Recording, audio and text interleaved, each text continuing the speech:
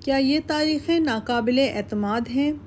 اب غور فرمائیے، یہ ہیں وہ ماخذ جن سے میں نے اپنی بحث کا سارا مواد لیا ہے۔ اگر یہ اس دور کی تاریخ کے معاملے میں قابل اعتماد نہیں ہیں تو پھر اعلان کر دیجئے کہ عہد رسالت سے لے کر 8ویں صدی تک کوئی اسلامی تاریخ دنیا میں موجود نہیں ہے، کیونکہ عہد رسالت کے بعد سے کئی صدیوں تک کی پوری اسلامی تاریخ شیخین کی تاریخ سمیت انہی ذرائع سے ہم تک پہنچی ہے۔ اگر یہ قابل اعتماد نہیں ہیں تو ان کی بیان کی ہوئی خلافت راشدہ کی تاریخ اور ائمہ اسلام کی سیرتیں اور ان کے کارنامے سب اکاذیب کے دفتر ہیں، جنہیں ہم کسی کے سامنے بھی وثوق کے ساتھ پیش نہیں کر سکتے۔ دنیا کبھی اس اصول کو نہیں مان سکتی، اور دنیا کیا خود مسلمانوں کی موجودہ نسلیں بھی اس بات کو ہرگز قبول نہ کریں گی کہ ہمارے بزرگوں کی جو خوبیاں یہ تاریخیں بیان کرتی ہیں وہ تو سب صحیح ہیں، مگر جو کمزوریاں یہی کتابیں پیش کرتی ہیں وہ سب غلط ہیں۔ اور اگر کسی کا خیال یہ ہے کہ شیعوں کی سازش ایسی طاقتور تھی کہ ان کے وسائس سے اہل سنت کے یہ لوگ بھی محفوظ نہ رہ سکے اور ان کی کتابوں میں بھی شیعی روایات نے داخل ہو کر اس دور کی ساری تصویر بگاڑ کر رکھ دی ہے، تو میں حیران ہوں کہ ان کی اس خلل اندازی سے آخر حضرت ابوبکر رضی اللہ عنہ اور حضرت عمر رضی اللہ عنہ کی سیرت اور ان کے عہد کی تاریخ کیسے محفوظ رہ گئی؟ تاہم جن حضرات کو اس بات پر اصرار ہے کہ ان مورخین کے وہ بیانات ناقابل اعتماد ہیں جن سے میں نے اس بحث میں اسناد کیا ہے، ان سے میں عرض کروں گا کہ براہ کرم وہ صاف صاف بتائیں کہ ان کے بیانات آخر کس تاریخ سے کس تاریخ تک ناقابل اعتماد ہیں۔ اس تاریخ سے پہلے اور اس کے بعد کے جو واقعات انہی مورخین نے بیان کی ہیں وہ کیوں قابل اعتماد ہیں، اور یہ مورخین آخر اس درمیانی دور ہی کے معاملے میں اس قدر کیوں بے احتیاط ہو گئے تھے کہ انہوں نے متعدد صحابہ رضی اللہ عنہم کے خلاف ایسا جھوٹا مواد اپنی کتابوں میں جمع کر دیا۔ حدیث اور تاریخ کا فرق۔ بعض حضرات تاریخی روایات کو جانچنے کے لیے اسماء الرجال کی کتابیں کھول کر بیٹھ جاتے ہیں اور کہتے ہیں کہ فلاں راویوں کو ائمہ رجال نے مجروح قرار دیا ہے، اور فلاں راوی جس وقت وہ واقعہ بیان کرتا ہے اس وقت تو وہ بچہ تھا یا پیدا ہی نہیں ہوا تھا، اور فلاں راوی ایک روایت جس کے حوالے سے وہ بیان کرتا ہے اس سے تو وہ ملا ہی نہیں۔ اسی طرح وہ تاریخی روایات پر تنقید حدیث کے اصول استعمال کرتے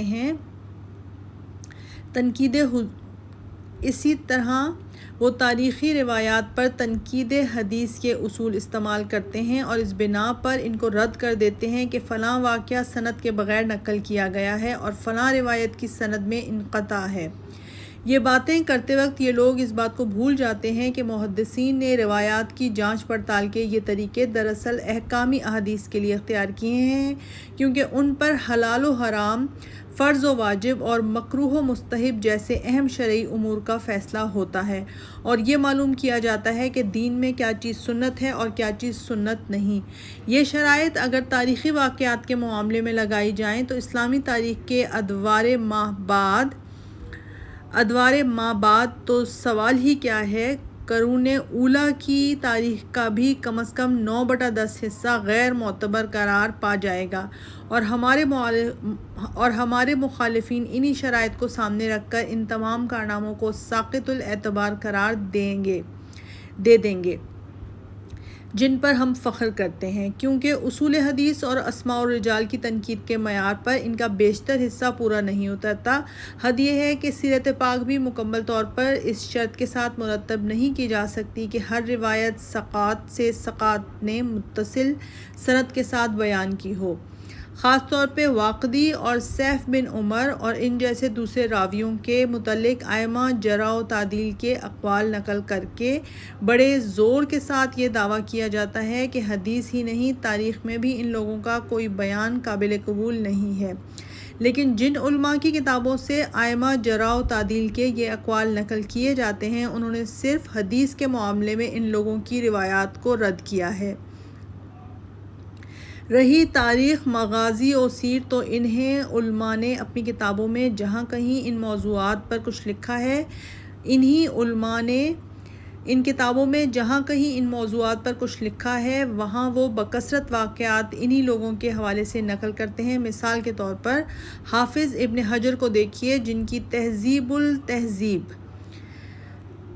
تہذیب التہذیب سے ائمہ رجال کی یہ جرحیں نقل کی جاتی ہیں، وہ اپنی تاریخی تصنیفات ہی میں نہیں بلکہ اپنی شرح بخاری فتح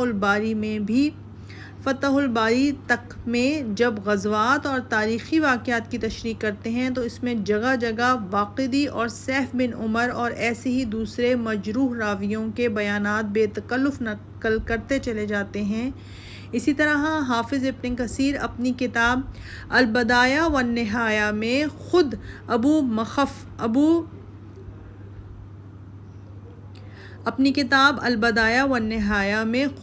مخف کی سخت مذمت کرتے ہیں اور پھر خود ہی ابن جریر طبری کی تاریخ سے بکثرت وہ واقعات نقل کرتے ہیں جو انہوں نے اس کے حوالے سے بیان کیے ہیں۔ اس سے صاف معلوم ہوتا ہے کہ علم حدیث کے اکابر علماء نے ہمیشہ تاریخ و حدیث کے درمیان واضح فرق ملحوظ رکھا ہے اور ان دونوں کو خلط ملط کر کے وہ ایک چیز پر تنقید کے وہ اصول استعمال نہیں کرتے جو در حقیقت دوسری چیز کے لیے وضع کیے گئے ہیں۔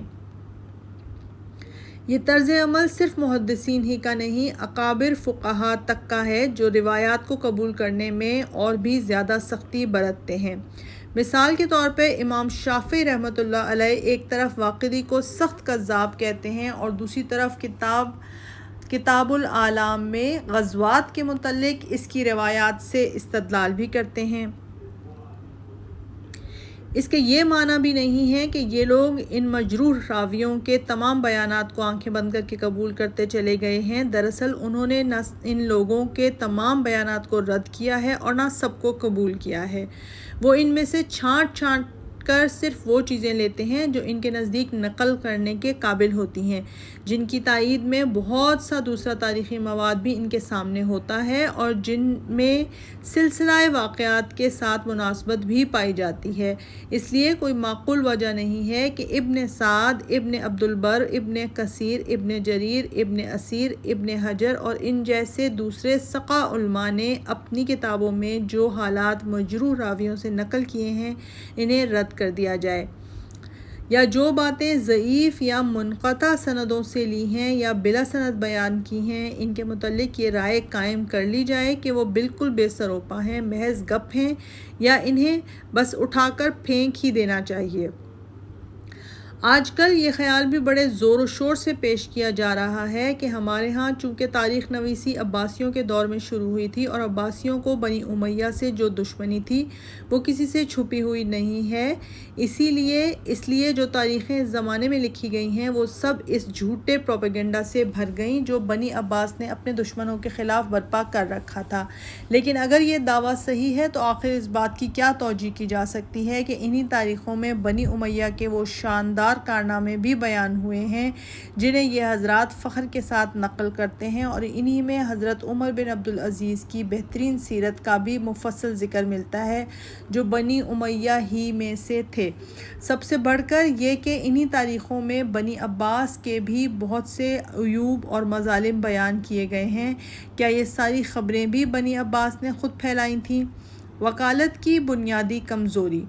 ماخذ کی اس بحث کو ختم کر کے آگے بڑھنے سے پہلے میں یہ بات بھی واضح کر دینا چاہتا ہوں کہ میں نے قاضی ابو بکر ابن العربی کی عواصم من القواسم،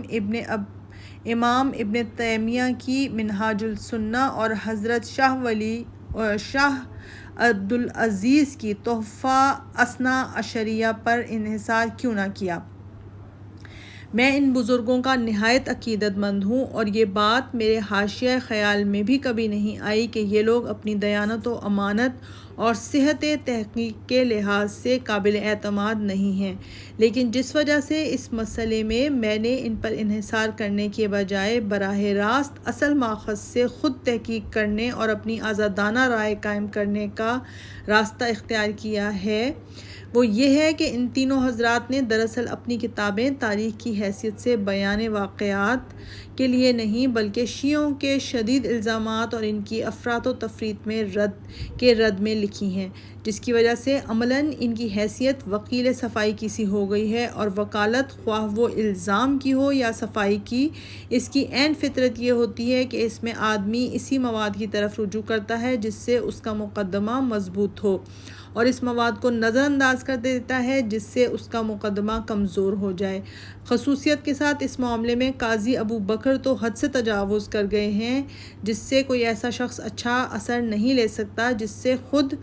جس نے خود بھی تاریخ کا مطالعہ کیا ہو۔ اس لیے میں نے اس کو چھوڑ کر اصل تاریخی کتابوں سے واقعات معلوم کیے ہیں اور ان کو مرتب کر کے اپنے زیر بحث موضوع سے نتائج خود اخذ کیے ہیں۔ اب میں ان اصل مسائل کی طرف آتا ہوں جو اس سلسلہ مضامین میں زیر بحث آئے ہیں۔ اقربا کے معاملے میں حضرت عثمان رضی اللہ عنہ کے طرز عمل کی تشریح۔ سیدنا عثمان رضی اللہ عنہ نے اپنے اقربا کے معاملے میں جو طرز عمل اختیار فرمایا، اس کے متعلق میرے وہم و گمان میں بھی کبھی یہ شبہ نہیں آیا کہ معاذ اللہ وہ کسی بدنیتی پر مبنی تھا۔ ایمان لانے کے وقت سے ان کی شہادت تک ان کی پوری زندگی اس بات کی گواہی دیتی ہے کہ وہ رسول اللہ صلی اللہ علیہ وآلہ وسلم کے مخلص ترین اور محبوب ترین صحابیوں میں سے تھے۔ دین حق کے لیے ان کی قربانیاں، ان کے نہایت پاکیزہ اخلاق اور ان کے تقوی و طہارت کو دیکھ کر آخر کون صاحب عقل آدمی یہ گمان کر سکتا ہے کہ اس سیرت و کردار کا انسان بدنیتی کے ساتھ وہ طرز عمل اختیار کر سکتا ہے جس کو آج کل کی سیاسی اصطلاح میں خویش نوازی یا نیپوٹزم کہا جاتا ہے۔ دراصل ان کے اس طرز عمل کی بنیاد وہی تھی جو انہوں نے خود بیان فرمائی ہے کہ وہ اسے صلہ رحمی کا تقاضا سمجھتے تھے۔ ان کا خیال یہ تھا کہ قرآن و سنت میں جس صلہ رحمی کا حکم دیا گیا ہے، اس کا تقاضا اسی طرح پورا ہو سکتا ہے کہ اپنے رشتہ داروں کے ساتھ جو بھلائی کرنا بھی آدمی کے اختیار میں ہو وہ اس سے دریغ نہ کرے۔ یہ نیت کی غلطی نہیں بلکہ رائے کی غلطی یا بالفاظ دیگر اجتہادی غلطی تھی۔ نیت کی غلطی وہ اس وقت ہوتی جب کہ وہ اس کام کو ناجائز مانتے اور پھر محض اپنے مفاد یا اپنے اقربا کے مفاد کے لیے اس کا ارتکاب کرتے، لیکن اسے اجتہادی غلطی کہنے کے سوا کوئی چارہ بھی نہیں ہے، کیونکہ صلہ رحمی کے حکم کا تعلق ان کی ذات سے تھا نہ کہ ان کے منصب خلافت سے۔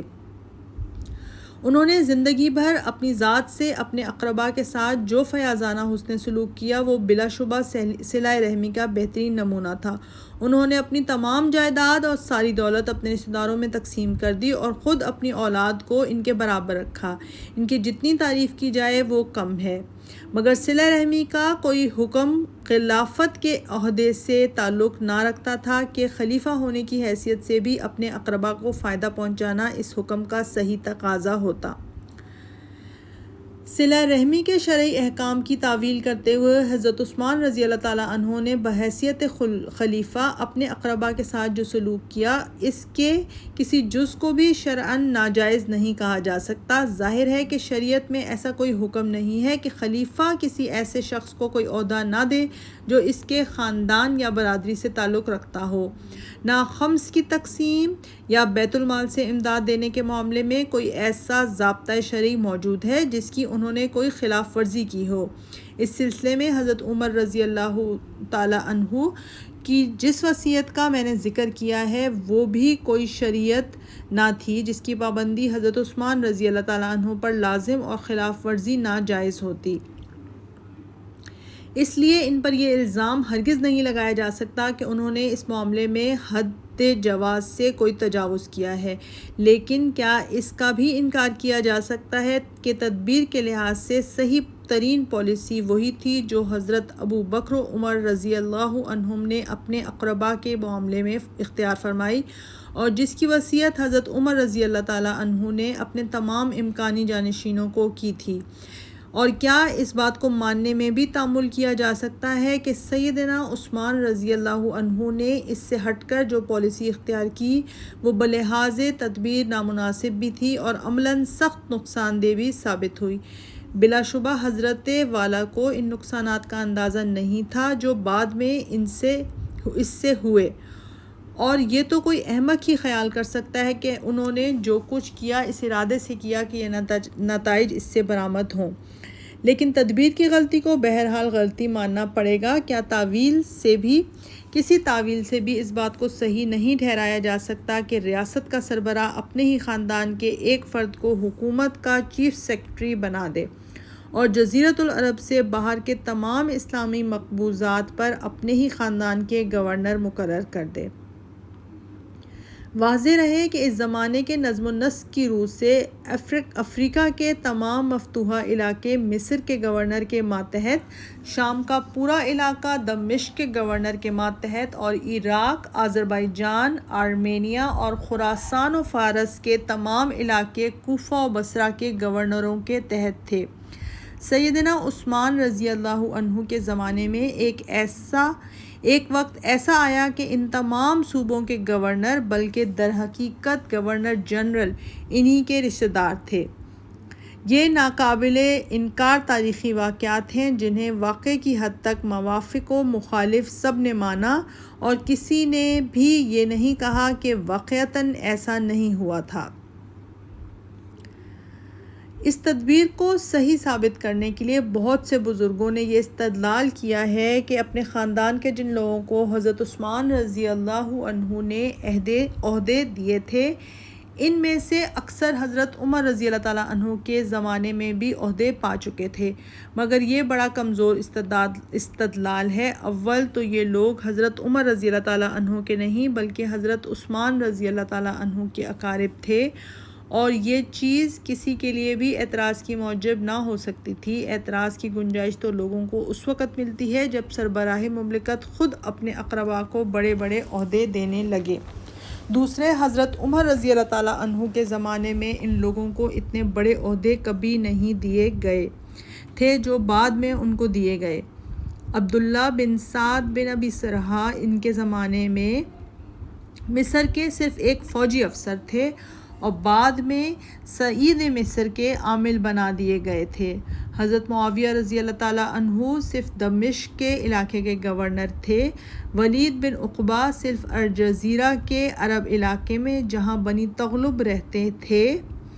عامل مقرر کیے گئے تھے۔ سعید بن العاص اور عبداللہ بن عامر بھی چھوٹے چھوٹے عہدوں پر رہے تھے۔ یہ صورت ان کے زمانے میں کبھی نہیں پیدا ہوئی تھی کہ جزیرۃ العرب کے باہر کے تمام اسلامی مقبوضات ایک ہی برادری کے گورنروں کے ماتحت ہوں اور وہ برادری بھی خلیفہ وقت کی اپنی برادری ہو۔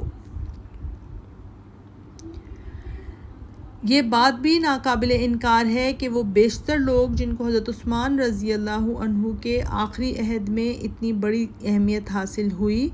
فتح مکہ کے بعد ایمان لائے تھے اور ان کو رسول اللہ صلی اللہ علیہ وآلہ وسلم کی صحبت و تربیت سے فائدہ اٹھانے کا کم موقع ملا تھا۔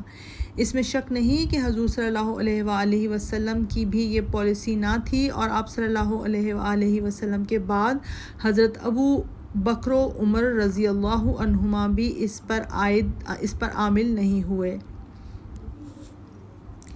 اس میں شک نہیں کہ حضور صلی اللہ علیہ وآلہ وسلم کی بھی یہ پالیسی نہ تھی، اور آپ صلی اللہ علیہ وآلہ وسلم کے بعد حضرت ابو بکر و عمر رضی اللہ عنہما بھی اس پر عامل نہیں ہوئے کہ ان لوگوں کا مقاطعہ کیا جائے یا انہیں اسلامی ریاست میں کام کرنے کے ہر موقع سے الگ رکھا جائے۔ حضور صلی اللہ علیہ وآلہ وسلم نے اور آپ صلی اللہ علیہ وآلہ وسلم کے بعد شیخین نے ان کی تالیف قلب اور ان کی تربیت کر کے ان کو معاشرے میں اچھی طرح جذب کرنے کی کوشش فرمائی تھی، اور ان سے ان کی استعداد کے مطابق کام بھی آپ اور دونوں خلفاء لیتے رہے۔ مگر یہ پالیسی نہ تو حضور صلی اللہ علیہ وآلہ وسلم کی تھی اور نہ شیخین کی کہ سابقین اولین کے بجائے ان لوگوں کو آگے بڑھایا جائے اور مسلم معاشرے اور ریاست کی رہنمائی و کارفرمائی کے مقام پر یہ فائز ہوں۔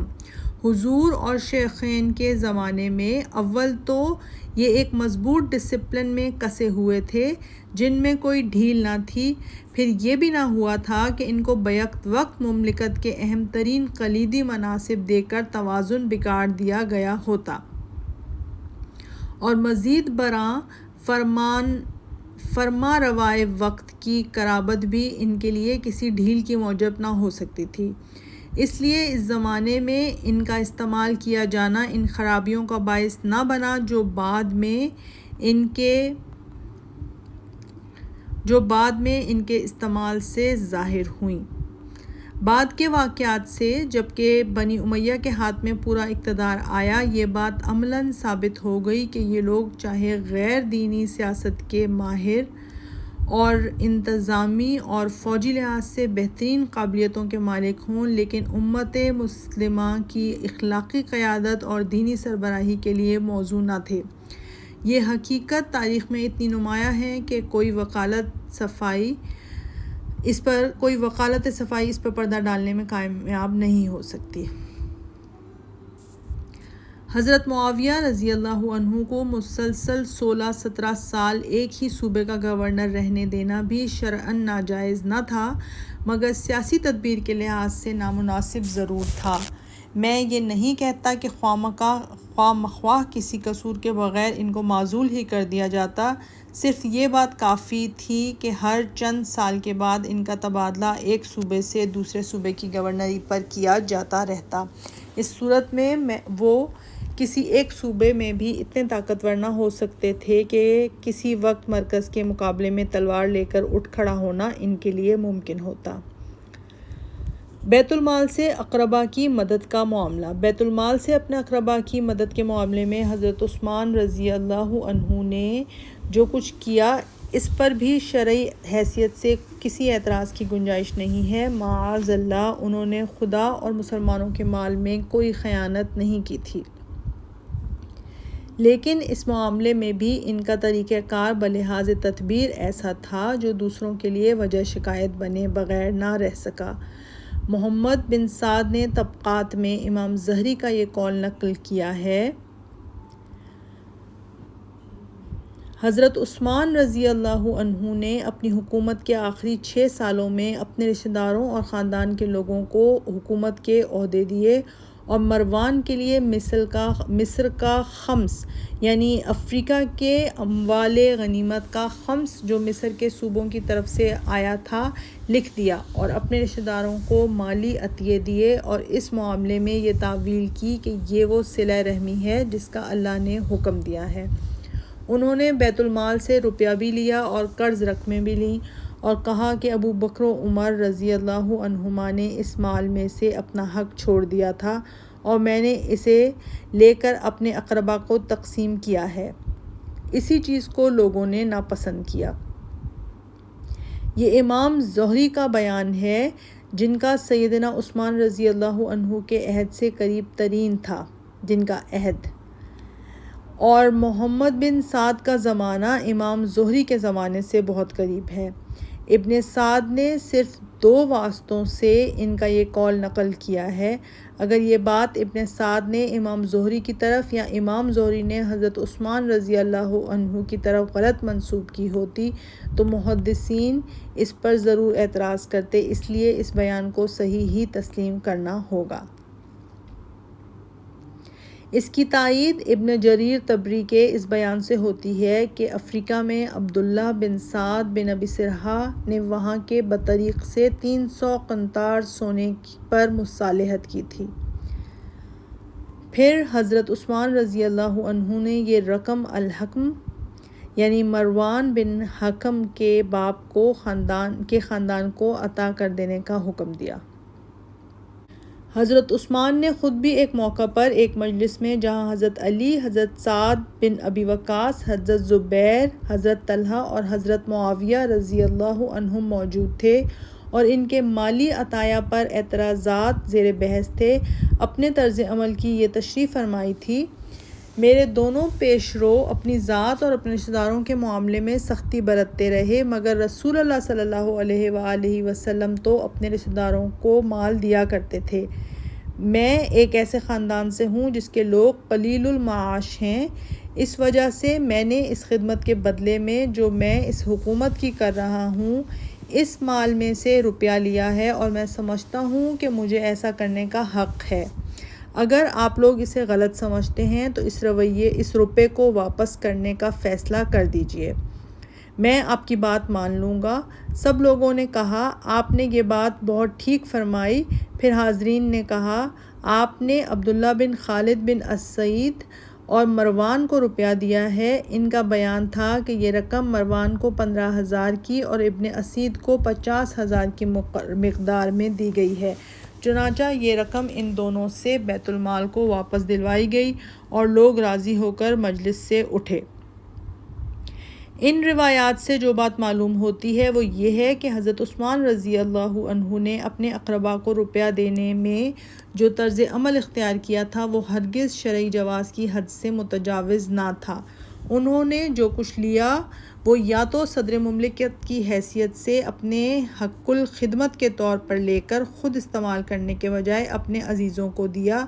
یا بیت المال سے قرض لے کر دیا جسے وہ ادا کرنے کے ذمہ دار تھے، یا اپنی ثوابدید کے مطابق انہوں نے خمس کے مال کو تقسیم کیا جس کے لیے کوئی مفصل شرعی ضابطہ موجود نہ تھا۔ ظاہر ہے کہ اگر حضرت ابو بکر و عمر رضی اللہ عنہما کی طرح وہ اپنے رشتہ داروں کے سوا دوسرے لوگوں کے ساتھ اس نوعیت کی فیاضی برتتے تو کسی کو بھی اس پر کوئی اعتراض نہ ہوتا، مگر خلیفہ وقت کا خود اپنے رشتہ داروں کے معاملے میں یہ فیاضی برتنا موضوع تہمت بن گیا۔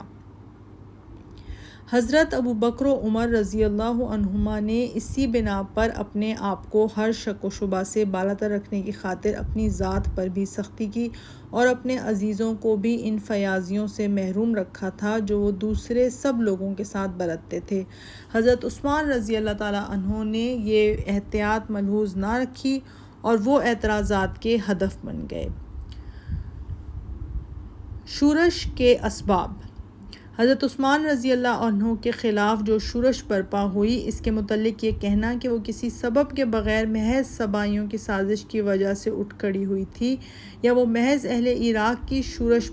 پسندی کا نتیجہ تھی، تاریخ کا صحیح مطالعہ نہیں ہے۔ اگر لوگوں میں ناراضی پیدا ہونے کے واقعی اسباب موجود نہ ہوتے اور ناراضی فی الواقع موجود نہ ہوتی تو کوئی سازشی گروہ شورش برپا کرنے اور صحابیوں اور صحابی زادوں تک کو اس کے اندر شامل کر لینے میں کامیاب نہ ہو سکتا تھا۔ ان لوگوں کو اپنی شرارت میں کامیابی صرف اس وجہ سے حاصل ہوئی کہ اپنے اقربا کے معاملے میں حضرت عثمان رضی اللہ عنہ نے جو طرز عمل اختیار فرمایا تھا اس پر عام لوگوں ہی میں نہیں بلکہ اکابر صحابہ تک میں ناراضی پائی جاتی تھی۔ اسی سے ان لوگوں نے فائدہ اٹھایا اور جو کمزور عناصر انہیں مل گئے ان کو اپنی سازش کا شکار بنا لیا۔ یہ بات تاریخ سے ثابت ہے کہ فتنہ اٹھانے والوں کو اسی رخنے سے اپنی شرارت کے لیے راستہ ملا تھا۔ ابن سعد کا بیان ہے کہ لوگ حضرت عثمان سے اس لیے ناراض تھے کہ انہوں نے مروان کو مقرب بنا رکھا تھا اور وہ اس کا کہا مانتے تھے۔ لوگوں کا خیال یہ تھا کہ بہت سے کام جو حضرت عثمان رضی اللہ تعالیٰ عنہ کی طرف منسوب ہوتے ہیں ان کا حضرت عثمان رضی اللہ تعالیٰ عنہ نے خود کبھی حکم نہیں دیا بلکہ مروان ان سے پوچھے بغیر اپنے طور پہ وہ کام کر ڈالتا ہے۔ اسی وجہ سے لوگ مروان کو مقرب بنانے اور اس کو یہ مرتبہ دینے پر معترض تھے۔ ابن کثیر کا بیان ہے کہ کوفہ سے حضرت عثمان رضی اللہ عنہ کے مخالفین کا جو وفد ان کی خدمت میں شکایات پیش کرنے کے لیے آیا تھا، اس نے سب سے زیادہ شدت کے ساتھ جس چیز پر اعتراض کیا تھا وہ یہ تھی، انہوں نے کچھ لوگوں کو حضرت عثمان رضی اللہ عنہ سے اس امر پر بحث کرنے کے لیے بھیجا کہ آپ نے بہت سے صحابہ رضی اللہ تعالیٰ عنہ کو معزول کر کے ان کی جگہ بنی امیہ میں سے اپنے رشتہ داروں کو گورنر مقرر کیا ہے۔ اس پر ان لوگوں نے حضرت عثمان رضی اللہ تعالیٰ عنہ سے بڑی سخت کلامی کی اور مطالبہ کیا کہ وہ ان لوگوں کو معزول کر کے دوسروں کو مقرر کریں۔ آگے چل کر حافظ ابن کثیر پھر لکھتے ہیں کہ حضرت عثمان رضی اللہ تعالیٰ عنہ کے خلاف لوگوں کو بھڑکانے کے لیے سب سے بڑا ہتھیار جو ان کے مخالفین کے پاس تھا وہ یہی تھا کہ حضرت عثمان رضی اللہ تعالیٰ عنہ نے اکابر صحابہ رضی اللہ تعالیٰ عنہ کو معزول کر کے اپنے رشتہ داروں کو جو گورنر بنایا تھا اس پر وہ اظہار ناراضگی کرتے تھے اور یہ بات بکثرت لوگوں کے دلوں میں اتر گئی تھی۔ تبری، ابن اسیر، ابن کثیر اور ابن خلدون نے وہ مفصل گفتگویں نقل کی ہیں جو اس فتنے کے زمانے میں حضرت علی اور حضرت عثمان رضی اللہ عنہما کے درمیان ہوئی تھیں۔ ان کا بیان ہے کہ مدینہ میں جب حضرت عثمان رضی اللہ عنہ پر ہر طرف نکتہ چینیاں ہونے لگیں اور حالت یہ ہو گئی کہ چند صحابہ زید بن ثابت، ابو اسید الساعدی، کعب بن مالک اور حسان بن ثابت رضی اللہ عنہم کے سوا شہر میں کوئی صحابی ایسا نہ رہا جو حضرت ولا کی حمایت میں زبان کھولتا، تو لوگوں نے حضرت علی سے کہا کہ آپ حضرت عثمان سے مل کر ان معاملات پر بات کریں۔ چنانچہ وہ ان کی خدمت میں تشریف لے گئے اور ان کو وہ پالیسی بدل دینے کا مشورہ دیا جس پر اعتراضات ہو رہے تھے۔ حضرت عثمان رضی اللہ تعالیٰ عنہ نے فرمایا کہ جن لوگوں کو میں نے عہدے دیے ہیں انہیں آخر عمر رضی اللہ تعالیٰ عنہ بن الخطاب نے بھی تو عہدوں پر مامور کیا تھا، پھر میرے ہی اوپر لوگ کیوں معترض ہیں؟ حضرت علی نے جواب دیا، عمر رضی اللہ تعالیٰ عنہ جس کو کسی جگہ کا حاکم مقرر کرتے تھے، اس کے متعلق اگر انہیں کوئی قابل اعتراض بات پہنچ جاتی تھی تو وہ بری طرح اس کی خبر لے ڈالتے تھے، مگر آپ ایسا نہیں کرتے، آپ اپنے رشتہ داروں کے ساتھ نرمی برتتے ہیں۔ حضرت عثمان رضی اللہ تعالیٰ عنہ نے فرمایا، وہ آپ کے بھی تو رشتہ دار ہیں۔ حضرت علی نے جواب دیا، بے شک میرا بھی ان سے قریبی رشتہ ہے، مگر دوسرے لوگ ان سے افضل ہیں۔ حضرت عمر رضی اللہ تعالیٰ عنہ نے کہا، کیا عمر رضی اللہ تعالیٰ عنہ نے معاویہ رضی اللہ تعالیٰ عنہ کو گورنر نہیں بنایا تھا؟ حضرت علی رضی اللہ تعالیٰ عنہ نے جواب دیا، عمر رضی اللہ عنہ کا غلام یرفع بھی ان سے اتنا نہ ڈرتا تھا جتنا معاویہ رضی اللہ تعالیٰ عنہ ان سے ڈرتے تھے، اور اب یہ حال ہے کہ معاویہ رضی اللہ عنہ آپ سے پوچھے بغیر جو چاہتے ہیں کر گزرتے ہیں اور کہتے ہیں کہ یہ عثمان رضی اللہ عنہ کا حکم ہے، مگر آپ انہیں نہیں کہتے۔ ایک اور موقع پر حضرت عثمان رضی اللہ تعالیٰ عنہ حضرت علی رضی اللہ تعالیٰ عنہ کے گھر تشریف لے گئے اور اپنی قرابت کا واسطہ دے کر ان سے کہا کہ آپ اس فتنے کو فروغ کرنے میں میری مدد کریں۔ انہوں نے جواب دیا، یہ سب کچھ مروان بن الحکم، سعید بن العاص، عبداللہ بن عامر اور معاویہ رضی اللہ عنہم کی بدولت ہو رہا ہے۔ آپ ان لوگوں کی بات مانتے ہیں اور میری نہیں مانتے۔ حضرت عثمان رضی اللہ تعالیٰ عنہ نے فرمایا، اچھا اب میں تمہاری بات مانوں گا۔ اس پر حضرت علی رضی اللہ تعالیٰ عنہ انصار و مہاجرین کے ایک گروہ کو لے کر مصر سے آنے والے شورشیوں کے پاس تشریف لے گئے اور ان کو واپس جانے کے لیے راضی کیا۔ اسی زمانہ فتنہ میں ایک اور موقع پر حضرت علی رضی اللہ تعالیٰ عنہ سخت شکایت کرتے ہیں کہ میں معاملات کو سلجھانے کی کوشش کرتا ہوں اور مروان ان کو پھر بگاڑ دیتا ہے۔ آپ خود منبر رسول صلی اللہ علیہ وآلہ وسلم پر کھڑے ہو کر لوگوں کو مطمئن کر دیتے ہیں، اور آپ کے جانے کے بعد آپ ہی کے دروازے پر کھڑا ہو کر مروان لوگوں کو گالیاں دیتا ہے اور آگ پھر بھڑک اٹھتی ہے۔ حضرت طلحہ و زبیر اور حضرت عائشہ رضی اللہ عنہم کے متعلق بھی ابن جریر نے روایت نقل کی ہے کہ یہ حضرات بھی اسی صورتحال سے ناراض تھے، مگر ان میں سے کوئی بھی یہ ہرگز نہ چاہتا تھا کہ خلیفہ وقت کے خلاف کوئی شورش یا بغاوت ہو یا ان کے قتل تک نوبت پہنچ جائے۔ تبری نے حضرت طلحہ و زبیر رضی اللہ عنہما کے یہ الفاظ نقل کیے ہیں کہ ہم صرف یہ چاہتے ہیں کہ امیر المومنین کو یہ پالیسی ترک کر دینے پر آمادہ کیا جائے۔ ہمارا یہ خیال ہرگز نہ تھا کہ وہ قتل کر ڈالے جائیں، مگر بیوقوف لوگ بردبار لوگوں پر غالب آ گئے اور انہوں نے ان کو قتل کر دیا۔ یہ تمام واقعات اس امر کی ناقابل تردید شہادت بہم پہنچاتے ہیں کہ فتنے کے آغاز کی اصل وجہ وہ بے اطمینانی ہی تھی جو اپنے اقربا کے معاملے میں حضرت عثمان رضی اللہ عنہ کے طرز عمل کی وجہ سے عوام اور خواص میں پیدا ہو گئی تھی، اور یہی بے اطمینانی ان کے خلاف سازش کرنے والے فتنہ پرداز گروہ کے لیے مددگار بن گئی۔ یہ بات تنہا میں ہی نہیں کہہ رہا ہوں بلکہ اس سے پہلے بہت سے محققین یہی کچھ کہہ چکے ہیں۔ مثال کے طور پر 7ویں صدی کے شافعی فقہ و محدث حافظ محب الدین الطبری حضرت عثمان رضی اللہ تعالیٰ عنہ کی شہادت کے اسباب بیان کرتے ہوئے حضرت سعید بن المسیب کا یہ قول نقل کرتے ہیں: